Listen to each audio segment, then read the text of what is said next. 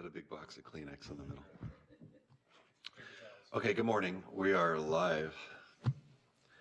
I'll want to call to order the regular meeting of the Coachella Valley Water District Board of Directors, August 10, 2021, in Palm Desert and online. I'd like to make clear for the record that this meeting is being conducted by teleconference pursuant to the Brown Act waivers provided for under the Governor's executive orders in response to the COVID-19 state of emergency. Today's meeting is presented in a hybrid format, both in person at CVW's Steve Robbins Administration Building and via Zoom. The Governor's executive orders N25-20 and N29-20 suspend certain requirements of the Brown Act, and district board members and staff may choose to participate in person or by video conference. This meeting is being live streamed on the district's website and YouTube channel. Members of the public may also join the meeting via Zoom. Zoom details are listed on the agenda. Members of the public who wish to comment on any item on the agenda or within the jurisdiction of the district will have 3 minutes. Public comment may be provided in person, via Zoom, or by emailing the clerk of the board in advance of the meeting. Such comments will become part of the board meeting record. And if you're on Zoom, you can use the hand raise feature to get our attention if you want to speak. And we will have at least 2 board members attending remotely, so I'll make sure to call on them as we move through the items so that they have an opportunity to participate. And also we will be doing everything by roll call vote. That's that. And so would you please stand for the Pledge of Allegiance? I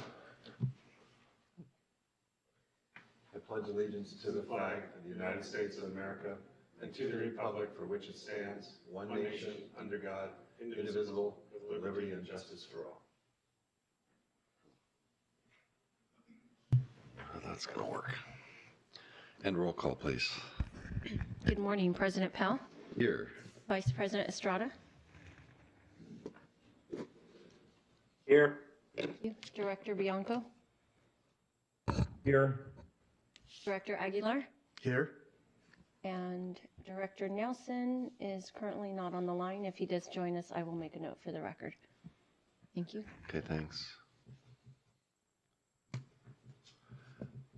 You know, I'm just thinking, I think I'm going to be recusing on item 8B. Vice President Estrada, are you okay taking over that item remotely? Yes, that works. You said that was 8B. 8B. Yeah. Okay. Well, when we get there. Okay. Do we have any additions, deletions, or adjustments to the agenda? No, sir. No. Is there anyone wishing to make public comment at this time?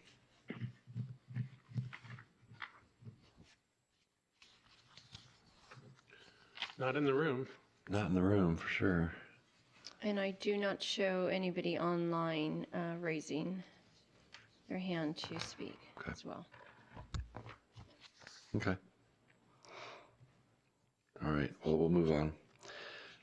We have a consent calendar. It consists of item 5A and B.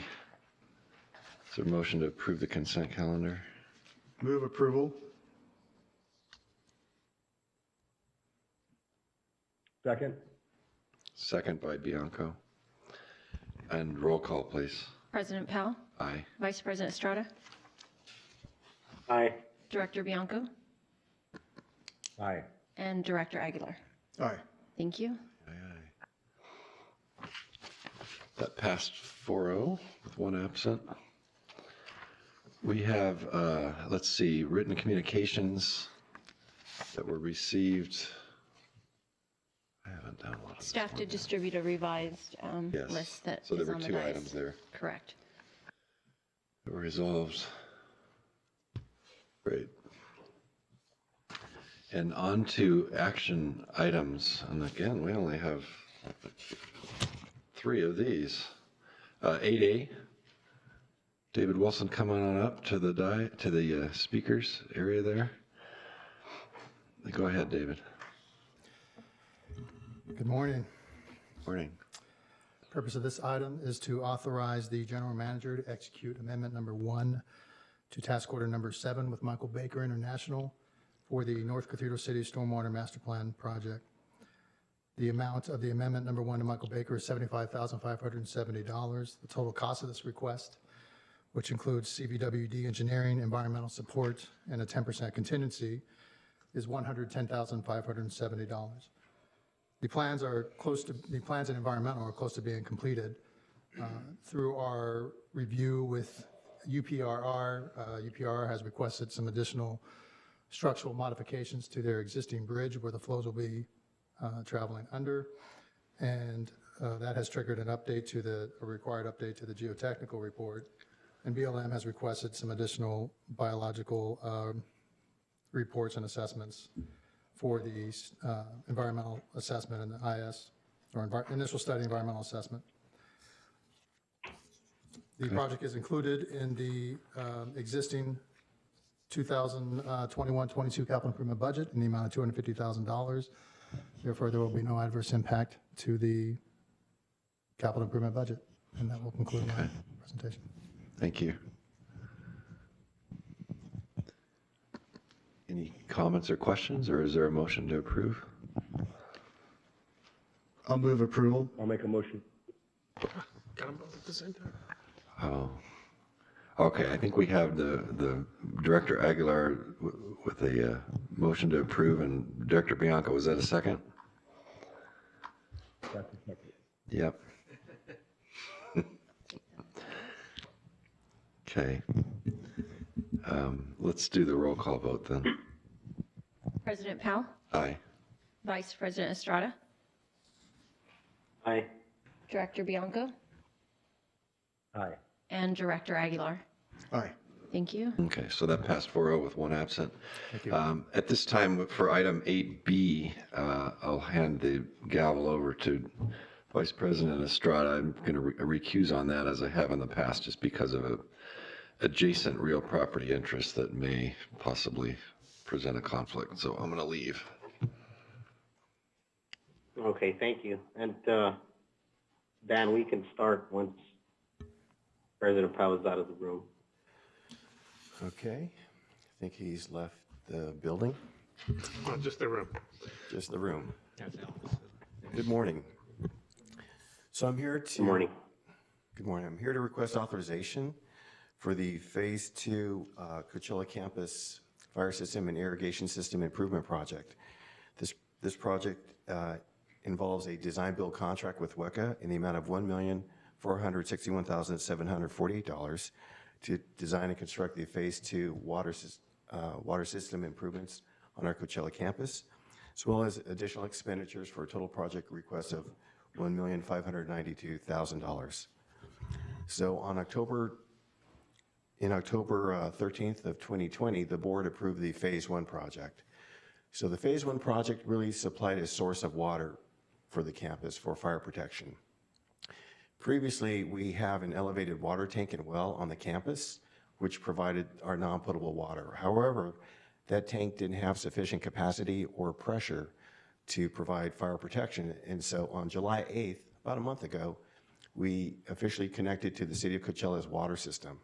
So that tank and well that exists on the campus today have now been taken out of service. So this Phase 2 project is intended to continue this project and construct a 12-inch and 8-inch fire loop around the campus. Currently, we have small pipes, 6-inch, 4-inch, 8-inch pipe, and only 4 hydrants to serve this 30-acre campus. We should note, as I mentioned back in October of last year, we have about $28 million worth of equipment on this campus, as well as $19 million worth of building, and more importantly, we have about a third of our staff there, about 179 people. So this project is really intended to not only protect the buildings and our equipment, but also our staff that reports there every day.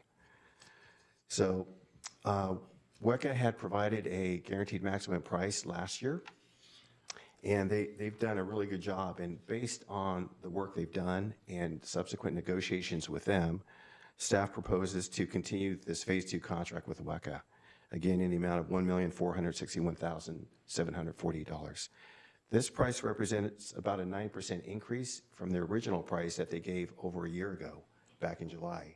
However, given the current economic conditions and the increase in costs we've been seeing with recent bids, staff believes that this price is fair and appropriate for this project. And so as a result, staff recommends awarding this Phase 2 design build contract to WECA in the amount of $1,461,740. I should say that based on board direction last time, we did push this project out to this current fiscal year. We did budget sufficient funds, which have been incorporated into the approved budget. And in fact, we're about 9% under that budget that the board approved recently in June. So with that, I'm here to answer any questions that you might have. Dan, I'll just say that I do remember this project coming before us last year. I was supportive of the project back then. I think you mentioned we pushed it out to this year's budget. It's been budgeted for. I think the concern last year was probably that, I don't know, I know we've been having trouble with the way we've been budgeting things.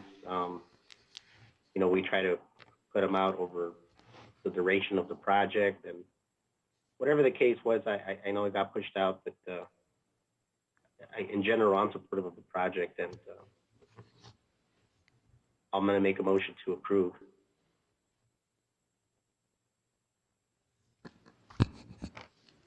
Second?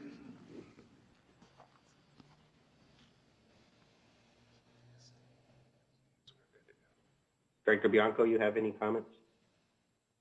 No, I'm ready for the vote. Okay, roll call. Sure. Vice President Estrada, Aye. Director Bianco, Aye. and Director Aguilar. Aye. Thank you. That's Thank you, gentlemen. 3-0. Thank you. If I could prevail upon you to go retrieve President Powell. Thank you.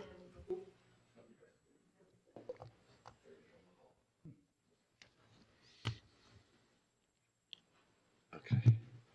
Welcome back, sir. Yeah, thanks. All right, so on to 8C. Dan Reese, go ahead. Good morning. Good morning. So this project involves approving an agreement for our acquisition of real property for our Avenue 66 pipeline project, also known as our St. Anthony project. So this project really involves acquisition of easements through what we call the Burkhead parcel. This is located on either side of Highway 86, just north of Avenue 66. In general, these easements are needed for our pipeline that we've been talking a lot about. I can go into more detail about that, but this request is to approve the agreement in the amount of $58,200, along with incidental expenses for a total cost of $66,360. I should say we are also currently working on the 4 remaining parcels located further to the east, and I hope to bring those parcels in front of the board for their approval within the next 1 to 2 months. Okay. So we're still working with Chandi over the easement to his parcel that we talked about months ago. Yeah. Yes, in fact, we have another meeting with Mr. Chandi and his team on Thursday. Well, I won't ask any specific questions at this time. So the little part, it looks like there's a gap. Do we already have that easement on It's a the, check of war. So no, on the west edge of the proposed easement, there's a little gap. So the Chandi parcel starts just to the west of that yellow triangular piece. To the east, you mean? East. I'm sorry, to the east. Yeah, but on the west side, go all the way Oh, over oh, to the. to the west, where- so that's- see, there's a gap there where we don't go all the way to the edge. Sure. Caltrans has right-of-way, so we have an encroachment permit in the white areas. So again, you're to the west. Yeah, but the little yellow part where, see how, I'm sorry, yes. there's a I'm little following you. section that we don't There's an have. existing utility easement where that ends. There is, So okay. we don't need to acquire that, yes. Okay, yeah, just curious. I figured that was it. Okay. Maybe we should put some north arrows on these, huh? Should go back to survey school. Yeah, north is up. There's a north arrow down there. Yes. On the lower one. See it. Fair enough. Dan, quick question. On and I do recall that we had the meetings with Mr. Chandy, and we brought up the conversation about the easements. I remember that he had a preference to try to locate them where he thought there was going to be a future access road. And I think we didn't have an issue with that. If anything, we probably moved in that direction already. I do recall that he mentioned he wasn't trying to get compensated for the easements. It was something that, at least at that moment, he was supportive of it, and he wanted to, help move the project along. What's been in your opinion, what's kind of been the holdup?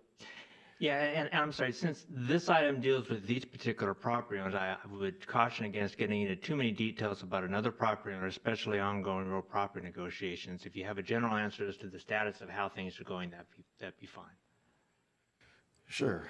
So as I mentioned earlier, we do have a meeting with his team this Thursday. We have had several meetings prior, and so it's really just working out some of the details with that agreement. They have committed to us to conclude these negotiations by the end of this month, and so we're working towards that. Okay. Perfect. Good answer. All right, thank you.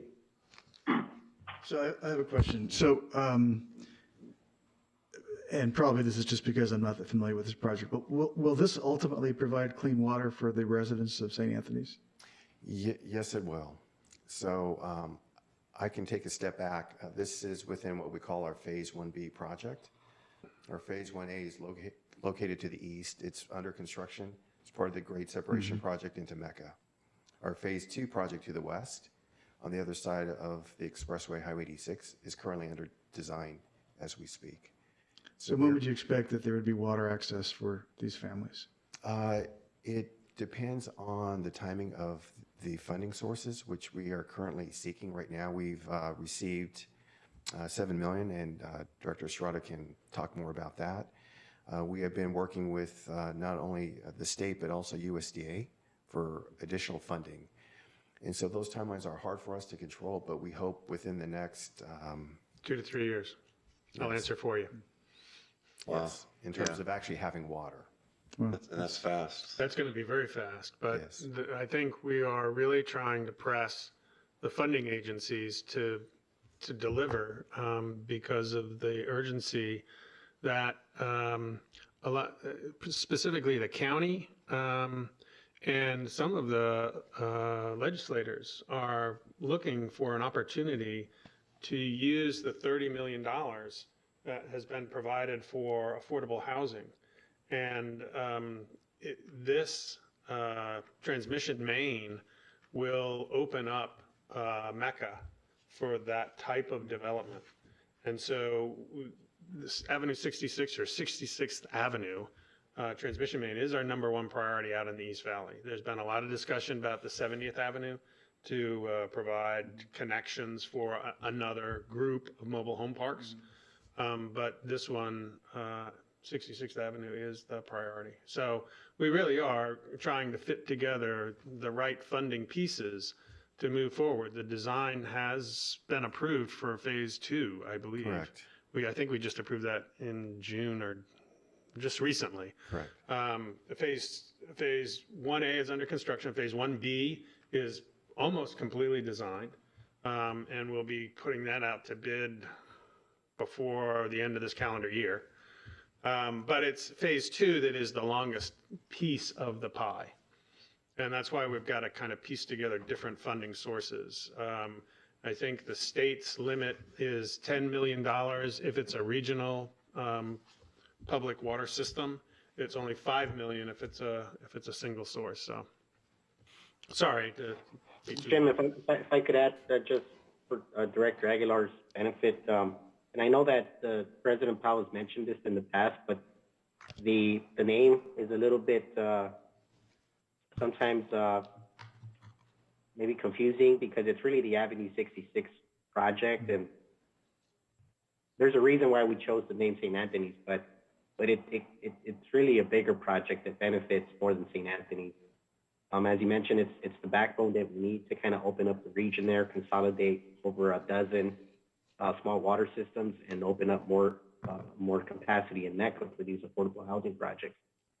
And then to just kind of paint the picture, this is a project that we have, kind of stated has a price tag of about $34 million. And so we've been trying to piece the different funding sources to kind of get us to that full amount, including the $7 million that we were able to get through the state through Assemblymember Garcia's help. The congressman has also taken some interest in trying to provide an additional like $2.7 million for this project, which I think it's already passed the House. And now we're hoping that both Senator Feinstein and Senator Padilla are also going to carry that same ask. We had a meeting with Senator Padilla's staff yesterday to talk about that. And we've also had a conversation with Senator Feinstein's staff to talk about it. So there's an additional 2.7 there. We do have an application under review with the SAFER program for about $9.5 million also for this project. I know that we plan to use some of our backup facility charge money to put into this project for purposes of upsizing and future growth. So there's all these, and then the USDA portion is probably another $7 million. So there is a lot of different applications that we're chasing. These are conversations that we have constantly with folks from the state water board, the legislation, the congressman's office, USDA. So I think that folks that are trying to figure out some issues out here understand now that Avenue 66 is a priority for us to try to achieve all these things that we want to do in the region. So I'm happy to hear that the timeline's 2 to 3 years. I think it's doable. It's probably closer to 3, but I'll be optimistic. Great, thank you. Thank you. Good. Okay. So I'm looking for a motion to approve, right? I'll make a motion. Second. Motion by Estrada, second by Bianco. And I think we're ready to vote. Roll call vote, please. President Powell, Aye. Vice President Estrada, Aye. Director Bianco, Aye. and Director Aguilar. Aye. Thank you. Passed 4-0 with one absent. Thanks, Dan. Yeah, thank you, Dan. This feels like you're approving the whole project, where we're just approving a little easement. Yeah. There's a lot of steps. Complicated life we have here. Yeah. All right, so let's do board member comments. Why don't we start with our remote Director Bianco? No comments. Director Estrada?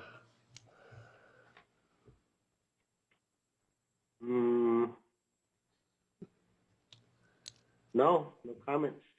Okay, thank you. Director Aguilar? I have no comments. Good. Oh, we're moving fast. I'm not going to break that record. I will have no comments also.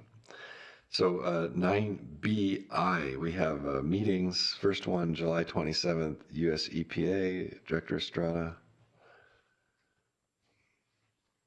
Yes, that EPA made it they made an effort to come down from their their San Francisco office to have in-person community meetings at the Oasis Mobile Home Park, and as part of this trip they made, they set up a number of meetings, including a meeting with us here at CBWD. I know that they met with the County of Riverside as well, and perhaps other folks, but they met with us. They just wanted to,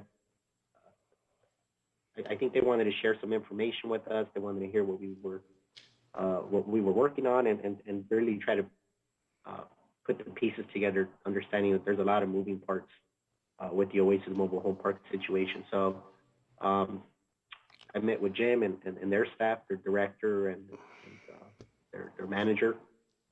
And it was a good meeting. Thank you. And when the 28th, we had the Golf and Water Task Force, which was a Zoom meeting, directors Bianco and myself on there. I guess we're adding a couple new golf related members to that group, which is good. And we kind of misfired a little bit on some of our supporting documents that weren't provided. I guess somebody was on vacation. So we didn't have water numbers at that meeting, but not that they changed that much. Yeah. I don't know if you had anything, Director Bianco. No, I didn't. Okay. July 29th, meeting with Assemblyman Eduardo Garcia on the Salton Sea funding. Director Estrada? Yes, I met with the assembly member, really to talk about two things. One was really thinking about how the $30 million that was made available for relocation of Oasis and affordable housing projects would trickle down. And two was to talk about this idea or this effort that we have at the Salton Sea Authority to try to have the state as a sponsor provide some matching funds for Army Corps of Engineering feasibility study on the Salton Sea, primarily the perimeter lake concept. We believe that, as part of that process, we're required to have the Army Corps do a study in order for us to be able to tap into those dollars. We believe that it's, that's where the big dollars are at. So we're trying to get through that process. It's a 3-year study, and it has a cost of $3 million. So both Congressman Reese and Congressman Vargas are supportive on the federal side, and I think our hope is that the federal side is able to appropriate $500,000 or a total of $1.5 million over the next 3 years for this study. And we are hoping to convince the state to do the same and kind of earmark or put aside some of the dollars that have already been approved through the budget. I think for this year there's about $50 million from the total $200 million that was passed, but just kind of talking about how that would play out. Thank you. Then we had a study session on August 3rd relating to our alternative plan on Sigma. August 6th, we had a joint meeting between CVWD and City of Indio directors Nelson and Estrada. I was a bit late. I was having some issues, but I did join probably the second part of the meeting. And most of the meeting, from at least when I was there, was about kind of going over some of the findings that Zoe presented on the alternative plan update, which really talks about our water situation, and touched a little bit on I think the project that we know about. We got some emails. I don't know if I'm allowed to say too much on that, but Jim, if you want to, I don't know if you want to talk about that conversation that was being had. We covered the standard stuff, so you didn't miss much. But we did get into discussions about the IID, Coachella Valley Energy Commission had some discussion about the project you're referring to is a joint project, JPA, with their wastewater treatment or I guess Valley San, which is not really Indio's. And so we kind of explored how they might proceed with that. And we talked about some concerns we might have, but continued to say we'd be happy to work together with them on a moving forward basis. I had two meetings that I wanted to add. One was on the 4th, August 4th, I had a call. It was pretty quick with our auditor, Mr. Patel. And just asked, and they used to just send a letter, and now they actually ask somebody, I guess they need a board member, so it was me, if I'm aware of any fraud or anything like that. So we had that conversation. I don't know if you want to know my answer. Actually, sir, we did ask for volunteers, but we didn't get any volunteers. So as president, it falls to you to take those calls. But you don't want to know the answer to the question of whether I think I have a pretty good. I said no. I'm not aware of any fraud, so I was honest. Anyways, also on the 5th, we had the Coachella Valley Energy Committee meeting with IID. And so Jim attended in person. I was on the line, I think, as Director Estrada was also on the line. I don't know if anybody else was. I was there. Yeah, but pretty interesting stuff, you know. I mean, I think that there's a couple of mayors who are very, I don't know, awake and aware, and yeah, they're woke. I don't know if they're woke, they're awake, and very much on top of the issue. That would be Mayor of Coachella, Hernandez, and Mayor of La Quinta, Evans. And I thought that they were, and Jim Barrett were very well engaged in the meeting. You know, it's an interesting thing. You know, it's set up that if the Mays legislation passes, it goes away, right? And I would say that there's a chance that'll happen. And I mean, I've heard that so far the Mays legislation was moving pretty well. I think there was one no vote. So if that happens, you know, I would suggest that maybe we work a little harder locally to try to put up our own group, because I think that the process is really important. I think it also is important that, you know, we have a little more control. I mean, we heard from all kinds of folks in the Coachella Valley who felt like this wasn't providing sufficient representation. And I think IID made it clear that they control who's on the group and what's in the bylaws, and it's really a function of the IID board, which is the board that we don't have any representation on in the first place, which is why we're doing this, and yet we can't even control this because we don't have a vote. So I suspect it's going to maybe fall apart if that legislation passes, and by its own design. And then I think it really is important for the Coachella Valley folks to get together and pick up that stick and really, you know, try to figure out what we want our energy future to look like in the valley.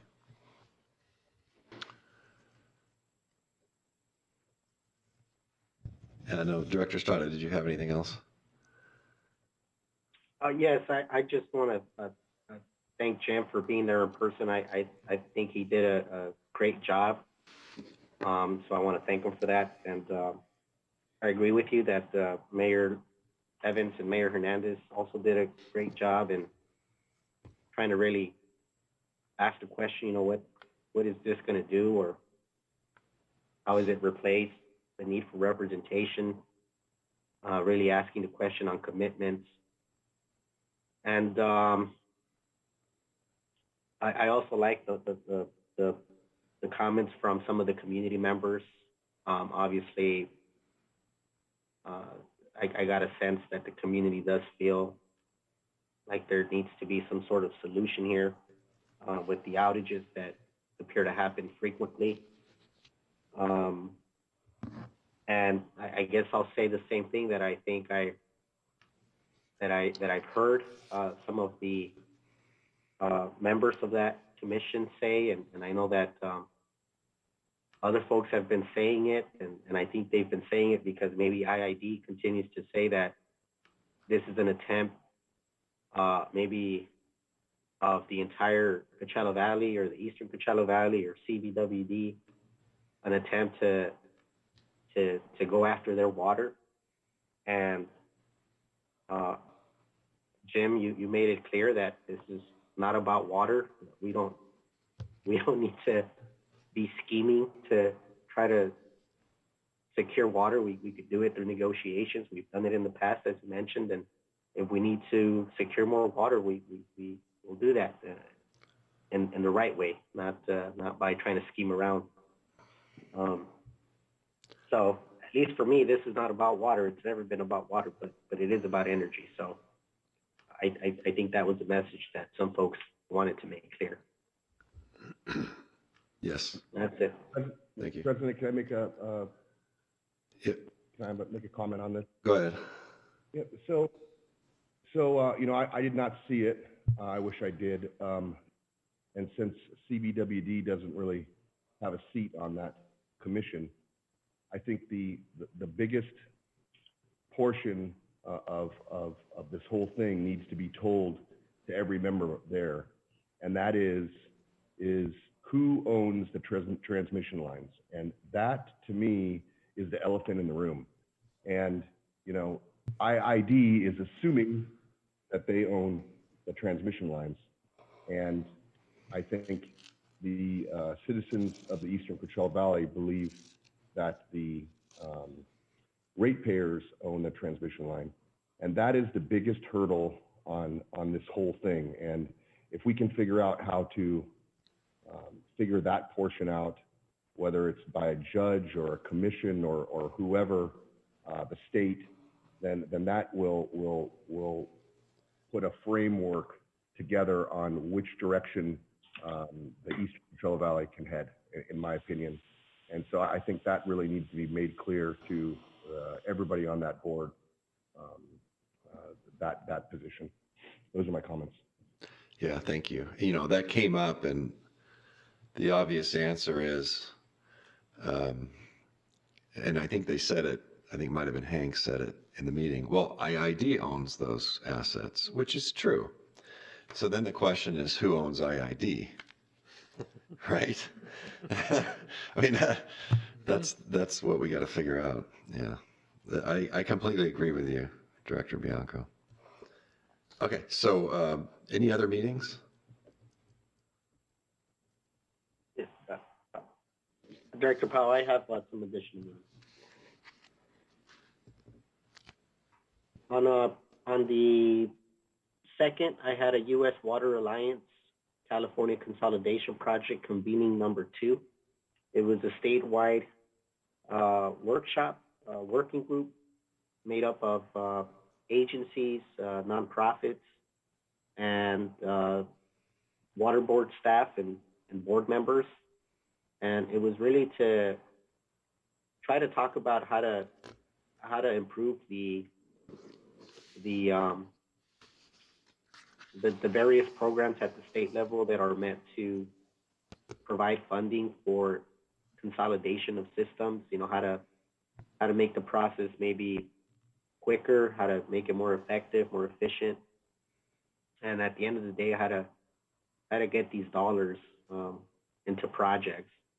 And so there was various conversations about how to do that. And so we participated. I was on, and I know Katie was on, and Victoria were on. And out of that meeting, we were able to connect again with water board staff, which I think we're going to have a meeting on Monday to try to have a more direct conversation with them on some of our thoughts on how to try to expedite the process or how to improve it. I know we've been doing that over the years. We've met with them, and this is just another opportunity for us to continue to have that conversation. So that was on the 2nd. On the 3rd,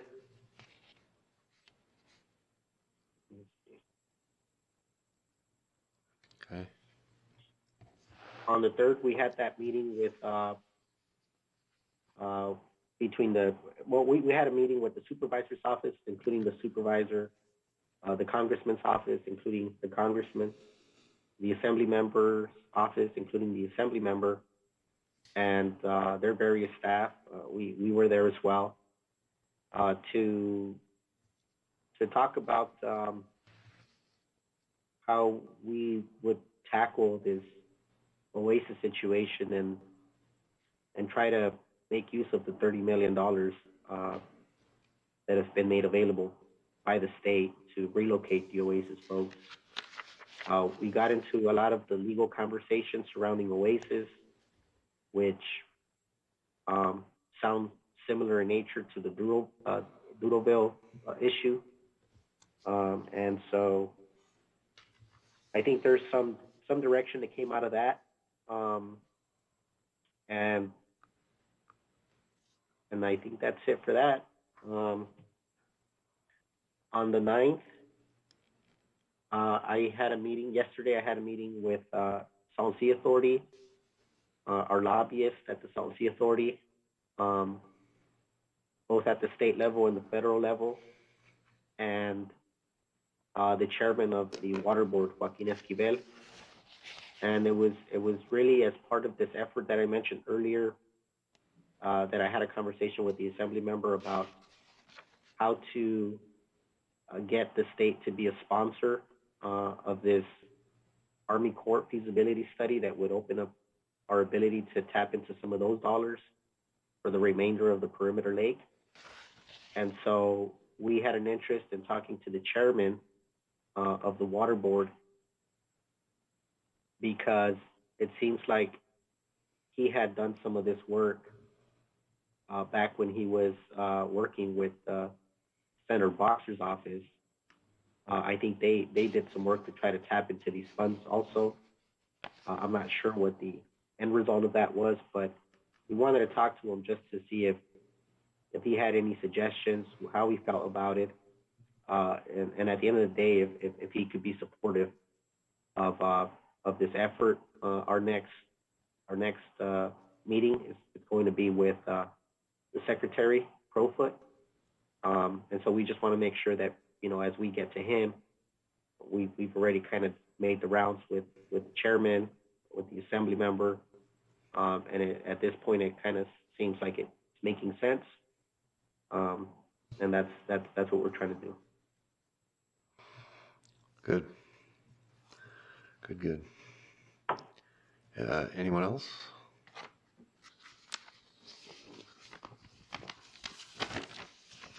Okay. Is there a motion to approve per diem for the meetings reported on? I'll make the motion. Thank you. I'll second that. Second. I beat you. Yeah. Roll call, please. President Powell, Aye. Vice President Estrada, Aye. Director Bianco, Aye. and Director Aguilar. Aye. Okay, passed 4-0 with one absent. General Manager report. Yes, sir. Just a couple of things. I think we've adequately covered the IID, Coachella Valley Energy Commission meeting that took place. I've had a couple of subsequent conversations with the county on various topics. Vice President Estrada mentioned the one about housing. I think the county is becoming more involved in that particular issue, which is very welcome. Also talked to them about the arena, the sports arena that's going up north of I-10. There's some permitting issues, some flood control issues that I think we are working through diligently. I also had a conversation, they were somewhat, at least when I talked to the TMLA director, she was quite surprised about the fact that we have pulled the Oasis Mobile Home Park tender. They were under the impression, they had been told by EPA that that water was not safe for any purpose. And although I explained to her we were not project managing the resolution of the Oasis Mobile Home Park, it was my belief that that water could in fact be used for personal hygiene. It could be used for cleaning, as long as it wasn't used in direct food preparation, consumption, or drinking. The risk to the residents was greatly reduced. EPA, when they were here, and I think Vice President Estrada also mentioned that, meeting that we had with the EPA folks about 2 weeks ago, They said they had the responsibility to make sure the residents fully understood what the water could be used for, and they recognized they were a little deficient in getting that word out. So I think at least our part in providing the direct support to the Oasis Mobile Home Park is completed, if not permanently, at least temporarily. We've been here before where we thought we were done and then restarted. I meant to mention, when I mentioned IID, there is a governor's executive order that talks about load shedding. And I have spoken to Henry Martinez, the general manager at IID, and at least got a verbal commitment from him. Should IID need us to go to emergency generators, we would do that with the understanding that IID would reimburse us for any cost differentials between what we pay to go to emergency generator operations and what we would have paid had we remained on the grid with IID. Recognizing our relationship with IID is somewhat complicated, I asked BB&K to do up a draft agreement to that effect. I received it back. We're routing it internally. I will then pass it to IID, and then we'll bring it back to the board sometime in September for approval. I suspect personally that we are through the hard part of this season, but it would be good to have something in place in the future, because I do think we have some capacity to lighten the load on IID, and I think, we ought to try and do that if it's at all possible, so long as we're made whole. I appreciate the fact that we have other issues with IID that are even more complicated. I wanted to talk a little bit about, and I think this is about the last thing I've got, about the COVID. We have 96 recovered cases. We've currently got 5 positive cases. They all kind of came up at the same time, although they are not related. We've got 0 indirects. Of course, we've had the 2 mortalities, so we've currently got 9 folks that are off work, the 5 current positive and the 4 direct contacts. We did a survey back in the beginning of July to see, just through a self-assessment, how many of our folks had been vaccinated and how many were not. And it came out to about 63% vaccinated, 35% not. We're going to go through another survey to kind of update that. I've also spoken with Scott to try and get some information sessions scheduled for our folks that are perhaps vaccine hesitant, to make sure that we're able to answer any questions they might have on a moving forward basis. I suspect we are waiting for Cal OSHA, which is supposed to have a meeting on the 13th, as to whether or not Cal OSHA will make mask wearing mandatory in the workplace. We are guided by those regulations because of worker comp situations that might arise. We're also looking at possibly considering mandatory vaccinations moving forward. If I were leading a private sector organization, I might feel differently about this, but because we're a public agency providing drinking water to the community, I believe we have a greater sense of purpose. And so right now I am leaning towards mandatory vaccinations, but we'll discuss that internally. I'm just kind of broadcasting my sense now for whoever might be paying attention. And that's all I've got, sir. Thank you. Do I have any departmental reports? I don't see anybody jumping to their feet, so I would say no, sir. No. Okay, so at this time, we will recess. I actually do have a little bit of a report. Oh, do you have did I skip you? I'll defer the rest of my time for general counsel. All right, you have the floor, Jeff. Go ahead, Thanks. sorry about that. No, that's okay. On this week on August 19th, Thursday, August 19th, the State Water Resources Control Board is going to have a public webinar to explain how community water systems such as this district can apply for funding to help make up for lost funds due to unpaid water and wastewater accounts. In general, that process is going to involve a survey from the state board as to exactly how much is owed within each water system. There will then be a resolution adopted by the state board as to the guidelines for applying for reimbursement amounts. And then within 14 days of that state board resolution, the state board will begin accepting applications from water systems where they apply for these funds. And there's various steps after that by which, if funds are received, when they have to be then applied to the unpaid accounts of the existing water customers, as well as ones that are no longer existing but do have amounts due and owing.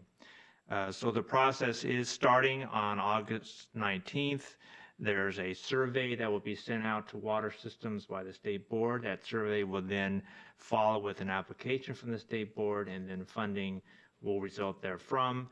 Of course, if there are applications for more money than what is available, then they will be proportionately allocated. If there is sufficient funds, then the state board will move to applying or making those funds available for wastewater accounts as well. So more to come on that. Okay, thank you. Good. So at this time, the board will recess into closed session to consider the items shown on the agenda, and we will reconvene and report out of closed session back here in open session afterwards. Right?